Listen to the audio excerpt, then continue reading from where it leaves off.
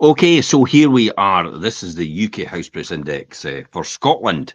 This is the government statistics that we've got right here. So let's get cracking and talk about where is the average price point for your house in Scotland at this point in time. That's the most important thing that everybody wants to know. Probably the second most talked about thing and the whole subject in the whole of the world, if not the UK as well, is property, just behind the weather. So this is what everybody wants to know. Where are we in terms of the housing market? Where are we in terms of the house prices? Where are we going right now in terms of myself as a house seller, possibly? That's what you probably want to know at this point in time. So let's get into the thick of it. The headline statistics from the government, from the Office of National Statistics, are average house prices in Scotland has increased by 2.5% year on year. That's a provisional estimate to May 2024. This was down from 4.8% in the 12 months to April 2024 and was higher than the average UK house price annual inflation of 2.2% to May 2024. Scotland's average house price is 190,000 in August 2022, falling to 178 in 2023 of February.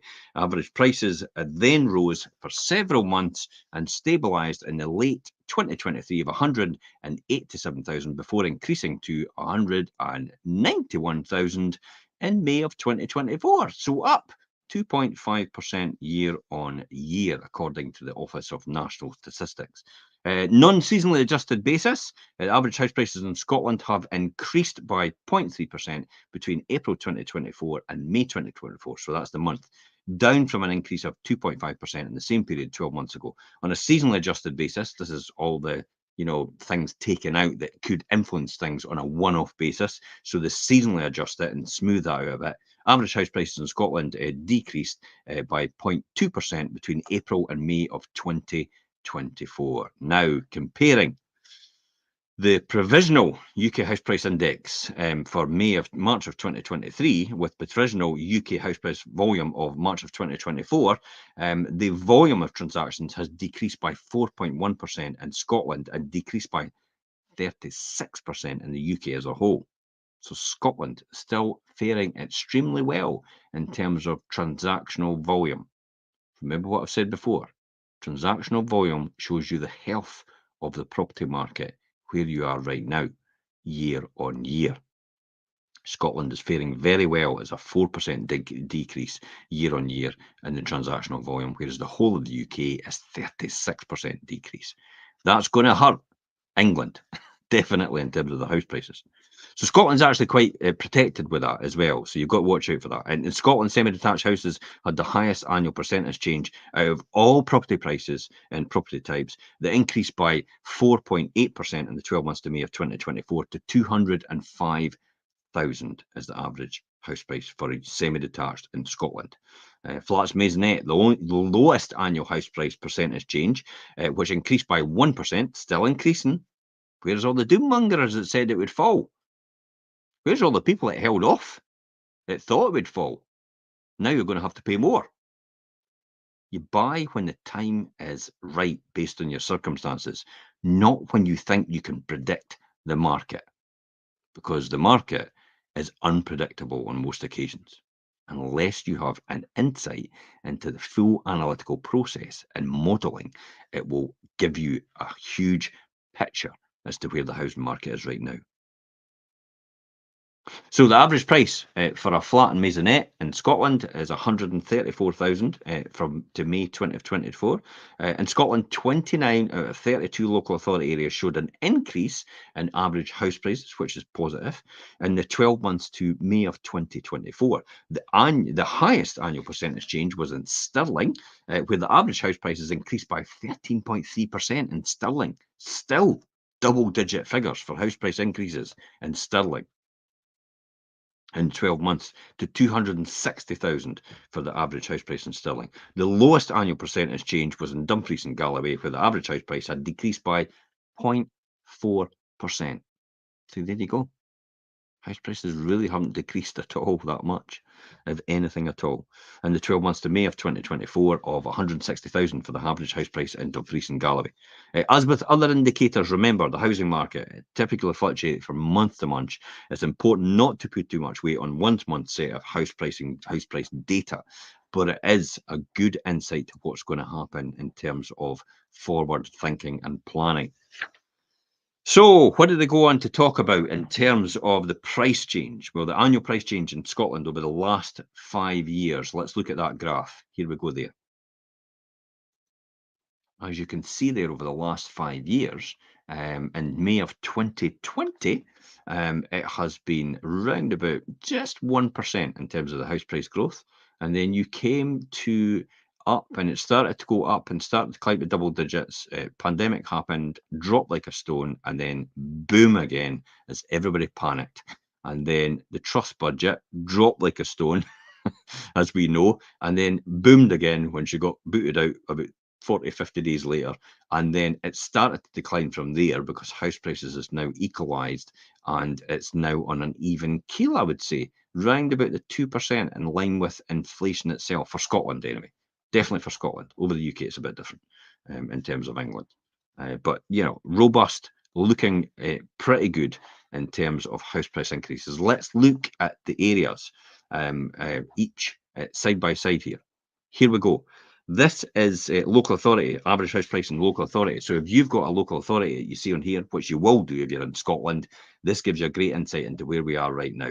If you could zoom in on there, I'll zoom in on there. You've got Aberdeenshire 1.4% up year on year, Midlothian 3.7% up year on year, Perth and Kinross. So if you want, you could pause it right there and you could see that and look at it here and zoom in on there. But I could zoom in for the people that want to see. I'll just go through that gradually. Now, let me just zoom in on each bit. As we go through there, you can see your own local authority, what the average house price is just now to May of 2024, and what the increase is year on year. See Fife faring very well at 1.3% up year on year, 170,000 average price in Fife, according to the Register of Statistics. And then as we zoom in on Inverclyde and that in the next bit, and we'll just zoom in on them as well. Midlothian, Moray, North Ayrshire, North Lanarkshire, Orkney, Perth. Perth, just even Stevens, minus 0.1%. Average house price in Perth, £235,111. South Ayrshire, Stirling, there's the one, 13.3%. Imagine if you've still got a market like that in West Dunbartonshire, 10.5%. Geez, is that sustainable in the long term? Possibly not. Average house price in Stirling, 259,741. And in Scotland overall, 191,435, 2.5% increase year on year. Okay, that gives a great insight into the Scottish house prices as we stand. But as I said before, the health of the housing market is based on transactional numbers, and we'll come to them in a minute. Now, let's look at the hotspot areas in Scotland. Here we go there. Right there, there's the hotspots. So everything you see in red is the highest price points. No surprise, Perth there and Stirling. And then over the water, you've got in Edinburgh there as well. You've got the city of Edinburgh, and then you've got all the hotspots round about these areas. Well, look at Fife, heating up a bit, above average now. Average is 150, 169,000. Fife has just creeped into just getting a wee bit hot in terms of house prices to buy. Fife becoming a wee bit less affordable, but overall still very affordable in comparison to the rest. Still very much under the Scottish house price on average itself overall.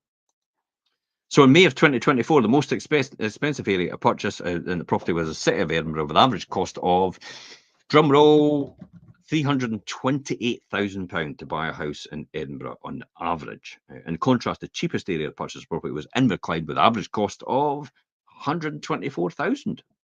You buy a house for £124,000, there's a good deal for you, especially if you can work remotely. Maybe there's a perfect place in Inverclyde. If that's the price, it might be a great price point for you.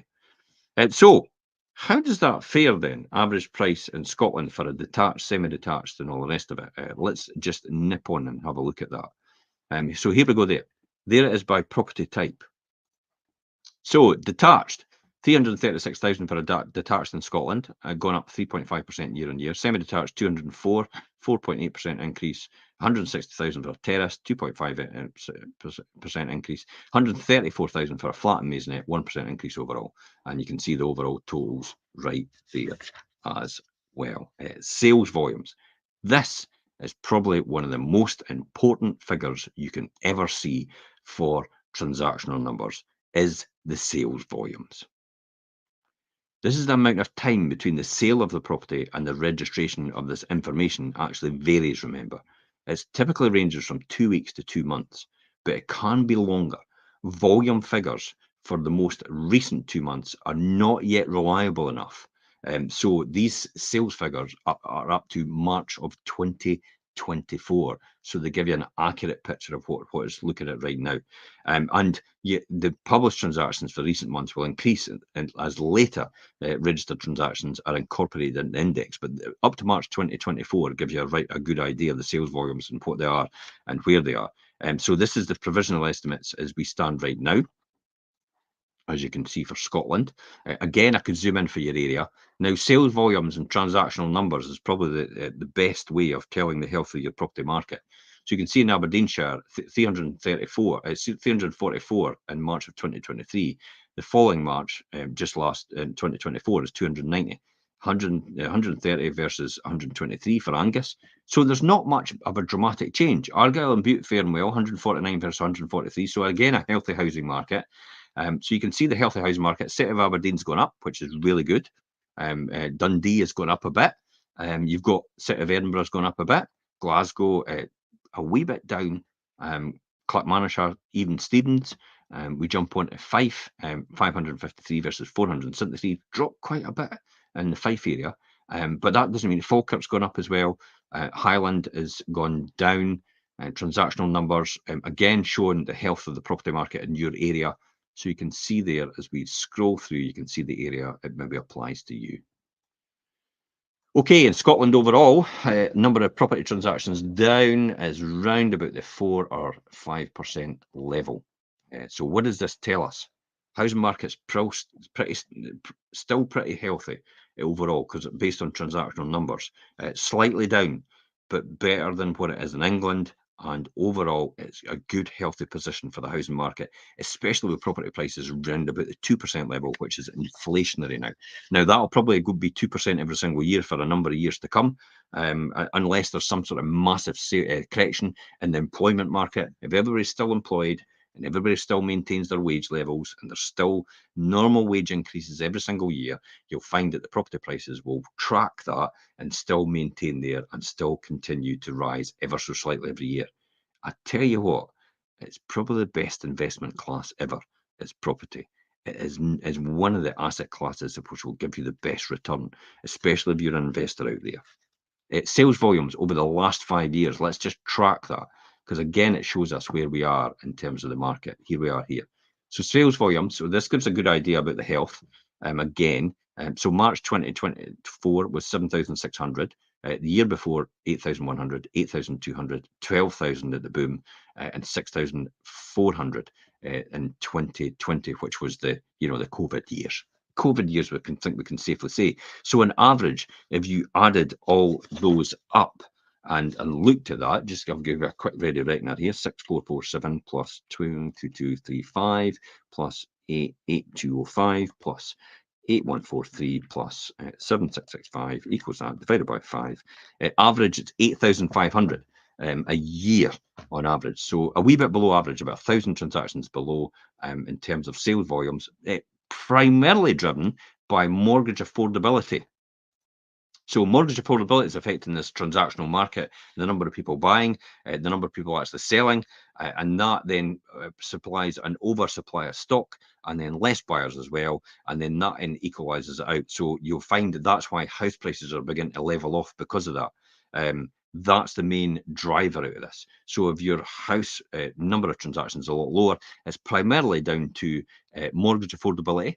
So in 2021, to get the same house with the same mortgage, it's now 60% more in 2024 than it was in 2021 for the same mortgage to buy the same price of property.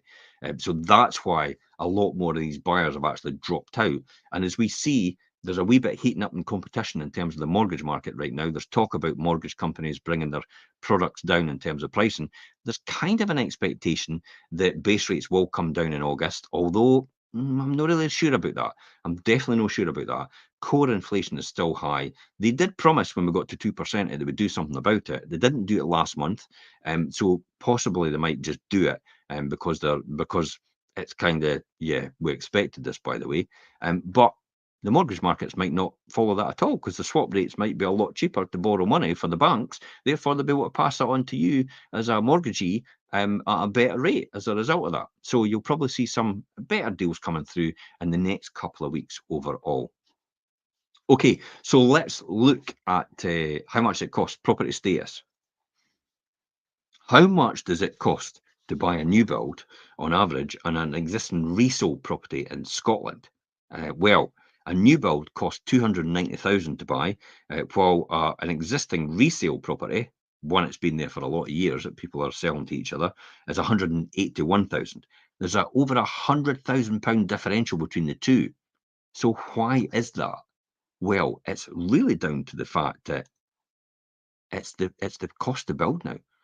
With the requirements for building control and the requirements for energy efficiency, it's costing 110,000 more to get a new build now than it is to buy an existing resale.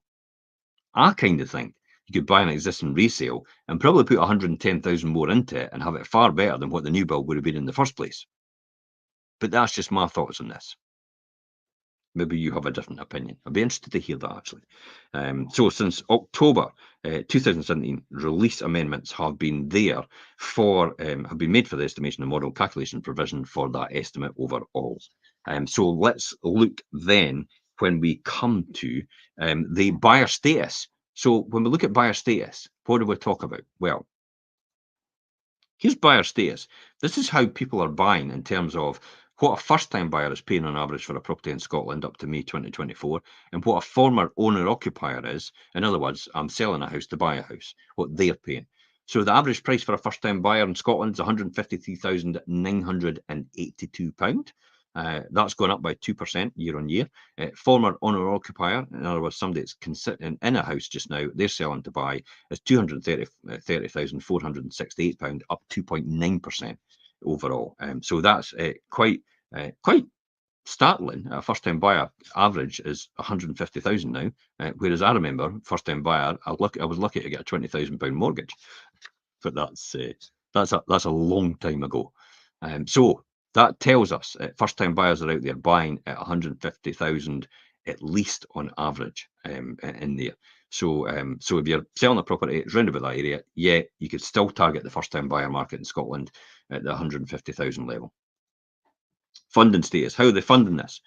Well, people that are buying for cash are paying £175,558 to buy a property, buying for cash on average. People that are buying with a mortgage are paying £198,915 on average. This tells us that sometimes you're better actually getting somebody that's got a mortgage to buy your property because they'll pay a lot more than somebody that's a cash buyer.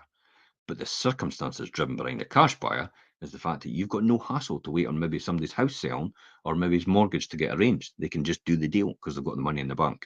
That's what cash means, money in the bank. Not you've sold and you're waiting to get it. So you're waiting to get your money to buy. That's not a cash buyer. That's a mortgage buyer. Okay.